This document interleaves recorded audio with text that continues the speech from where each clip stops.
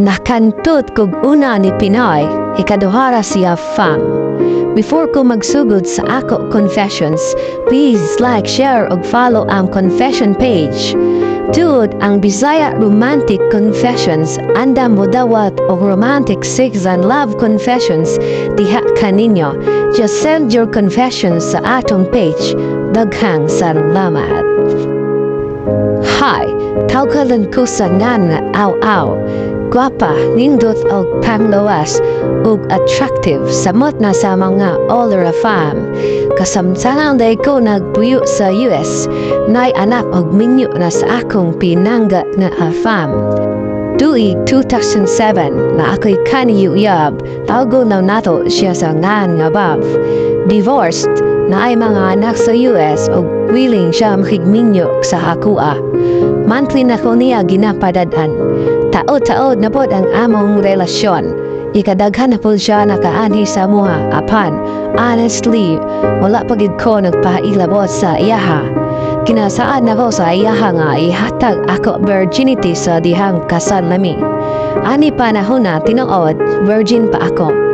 Kasuway na pagkog uyab-uyab nga Pinoy, apan wala pagyod na ako nahatag ako pag-virgin sa ilaha. Months later, nang na-meet na ko si alias Tisoy, iya uncle o ako uncle man best friends.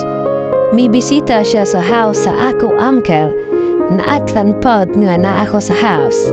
Si Tisoy, guwapo, taas og sex appeal, kaya lang medyo chick boy, ha. Kasi dagan siya girlfriends. Ingon niya sa kuha, crush daw siya ng campus. Pero ang smile yun niya ang nakapakilig sa kuha. Sa dalikyat yung makakita ko niya mo smile, gusto ko maangkon siya, ha. Feeling ko ambisyosa ra kaayo ko. One time, gitext na ko si Tisoy nga mabisita ko sa probinsya sa akong mama. Dayon, may reply siya nga gusto daw niya mo oban. Kay di off niya 2 days. Ha. Dali ra kay ko misugot nga paabanon siya. Kilig to the max ang bruha. PS, dili pa may mag-uyab ani nga time. So diha nga nagsakay na mig van, gikalitan kog halok niya. Mura kog na siya, pero deep inside, gusto ko mubalos og halok. Apan akong napugnan. Namugnaw ko og wala ko kasabot sa akong gibati, hantod na abot na lang mi sa amua. After dinner, ako mismo nagpalit og ilimnon makahubog og nagtagay mi Tisoy kaoban sa ako parents. Daghan pag mi nahurot, nahubog ko ang akong mga katagay. Then, na naman pod giandam panhig ang akong mama sa sala kay didto mi mga tulog ni Tisoy og sila mama sa kwarto. PS, sa amua isara ang kwarto, ha. Problema ang god me. Murag 30 minutes before 12 midnight, abay nako tulog na kaayo si Tisoy. Apahan na aman de ay binabalak. Iya ko gikalitan og gakos sabay halok. Wada ko'y mabuhat abat ang pagbalos lamang og halok. Gatoo tingalis siya nga di ko kabalong halok. Ha. Sa dihang nakaubos ang iya halok, abot na sa ako boobs. Ikat-kat niya maayo ang ako kapayas. Nakabati ko arousal sa iya gibuhat. Pagkahuman gikaon niya ako pipi. Sop-sop niya maayo hangtod mubasa kini. Iya na dayon gipasolod iya batota sa ako kipi. Naka-feel kog sakit kay first time ko sa sex.